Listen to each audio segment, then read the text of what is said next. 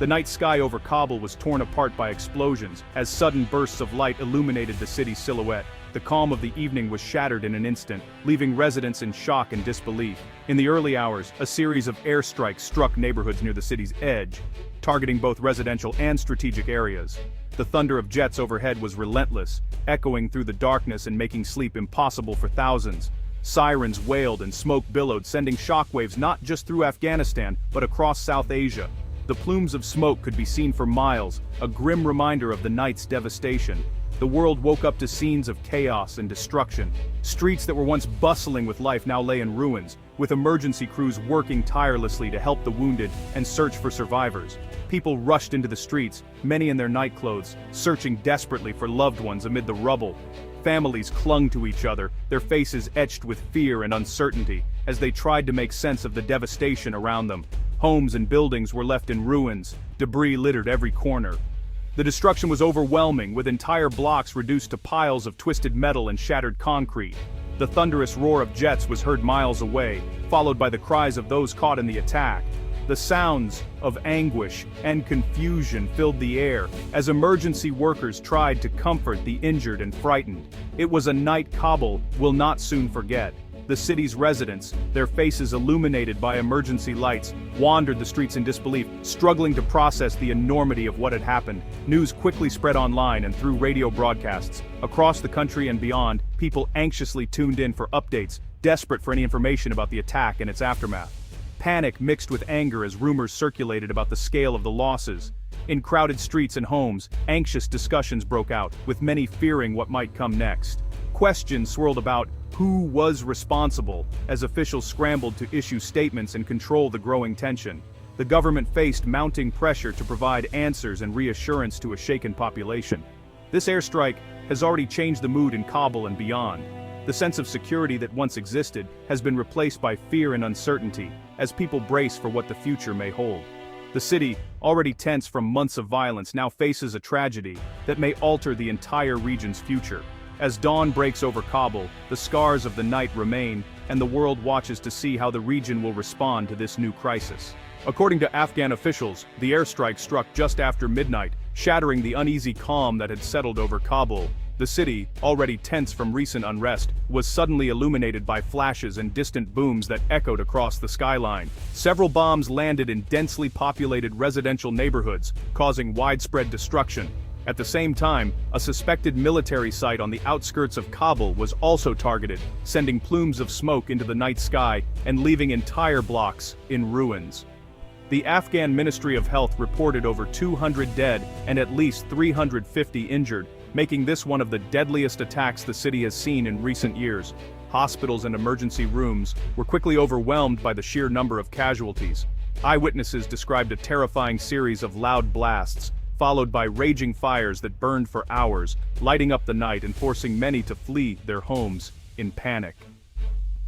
Families scrambled to find shelter, grabbing what little they could carry as emergency workers rushed to the scene, searching for survivors trapped beneath the rubble and helping the wounded to safety.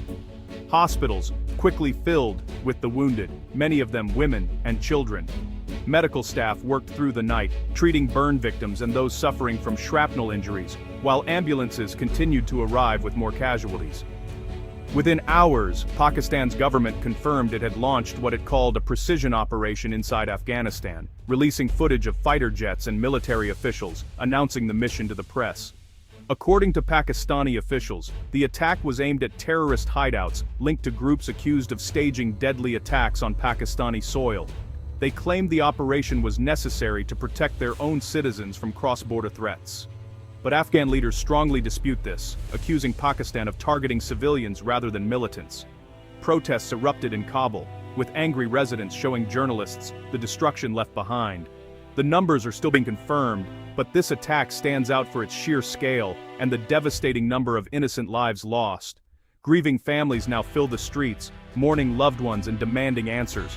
Both countries now face mounting international pressure to explain what happened, as diplomats scramble to diffuse tensions and the world watches closely for what comes next.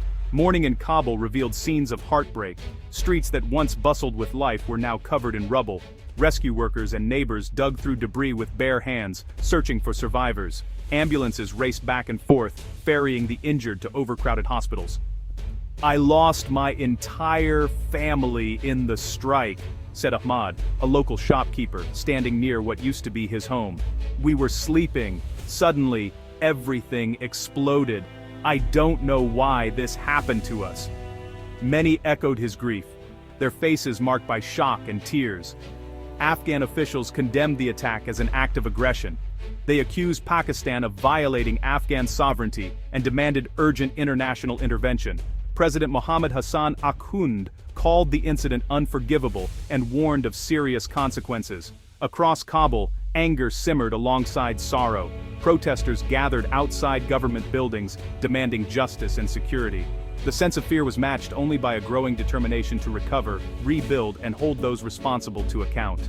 In Islamabad, Pakistan's government was quick to release a statement, seeking to clarify its position to both domestic and international audiences. The capital was abuzz with reporters and officials as the news broke, and the government moved swiftly to address growing concerns. Officials claimed the airstrike was a direct response to recent attacks on Pakistani border posts, which had resulted in casualties among security forces. They emphasized that the situation along the border had become increasingly volatile in recent weeks. According to the military, the operation specifically targeted active terror cells believed to be planning further violence inside Pakistan. The jets were launched under strict orders to neutralize only those sites linked to militant activity. Foreign Minister Bilawal Bhutto Zardari told reporters, "We have credible evidence that militants have been launching attacks from Afghan soil, threatening the safety of our people." He stressed the urgency of the situation and the need for decisive action. "Our action was necessary to protect our citizens and our borders," he added, highlighting the government's responsibility to ensure national security and prevent further incursions. He insisted that every possible precaution was taken to avoid civilian casualties, and that the military had carefully selected its targets based on intelligence reports. Pakistani military officials released satellite images they said showed the targeted sites, aiming to provide transparency and justify their actions to the public and the international community. They claimed these locations housed fighters from the Tehrik-e-Taliban Pakistan, a group accused of deadly raids and bombings in Pakistan over the past year, and said the compounds were being used as operational bases. "We regret any loss of innocent life, but our priority is national security," said a military spokesperson, expressing sympathy for any unintended casualties while defending the necessity of the operation. However, their narrative did little to calm anger in Afghanistan, where news of the strikes sparked protests and widespread condemnation from both officials and civilians. Afghan leaders swiftly rejected the Pakistani claims, calling for an immediate halt to cross-border attacks. They warned that such actions could escalate tensions and potentially spark a wider conflict in the already fragile region, urging international intervention to prevent further violence. The relationship between Afghanistan and Pakistan has long been tense. Decades of conflict, disputed borders, and mutual suspicion have fueled frequent clashes. Both governments have accused each other of harboring militants who launch attacks across the border. In the past year, violence has sharply escalated. Several cross-border incidents have left soldiers and civilians dead on both sides. Despite ceasefire agreements, both nations have struggled to control armed groups operating in the mountainous border region. Recent talks aimed at reducing tensions broke down last month. Afghan officials accused Pakistan of making, unreasonable demands, while Pakistan said Afghanistan was not doing enough to stop attacks on its territory. The airstrike in Kabul is the most dramatic escalation yet. With each new incident, trust erodes further. Communities living near the border now live in fear, uncertain when the next round of violence might hit their villages and towns. The United Nations was quick to condemn the airstrike. Secretary General Antonio Guterres called for an immediate ceasefire and urged both sides to, exercise maximum restraint. He said, "The loss of civilian life is unacceptable, and all parties must respect international law." Human Rights Watch and Amnesty International released statements demanding an investigation. They warned of a dangerous trend of attacks on civilian areas in the region. "The world cannot stand by while innocent lives are lost," said a spokesperson for Amnesty. The World Food Program and other aid agencies also raised alarms. They warned that the attack could worsen the humanitarian crisis in Kabul, where food and medicine are already in short supply. "We need access to affected areas to provide emergency relief, the WFP head in Afghanistan said. International pressure is mounting on both governments. Many fear that without outside intervention, the violence could spiral out of control. As the dust settled, aid groups rushed to help survivors. The Red Crescent, WFP, and local charities set up emergency shelters for families who lost their homes. Volunteers handed out food, water, and blankets. Medical teams worked day and night to treat the wounded. Many of Kabul's hospitals are overwhelmed. Doctors say they lack enough medicine and supplies to care for all the injured. "We are doing everything we can, but we need more support," said Dr. Layla, working in a crowded emergency ward. International organizations pledged millions in emergency aid. The UN sent an urgent appeal for funds, warning that thousands could be left homeless as winter approaches. Local mosques and community centers have also opened their doors to those in need. Still, despite all the help, conditions remain dire for many. Families are still searching for missing relatives, children sleep in tents, and many worry about what tomorrow will bring. The Afghan government insists the airstrike targeted civilian neighborhoods. Officials say there were no militant bases in the areas hit. Pakistan's claims are false, said Defense Minister Mullah Yaqub. They attacked innocent people, not terrorists. Pakistan continues to defend its actions. Leaders in Islamabad maintain that the targets were legitimate threats linked to attacks inside Pakistan. They accuse Afghanistan of sheltering groups responsible for recent bombings in Pakistani cities.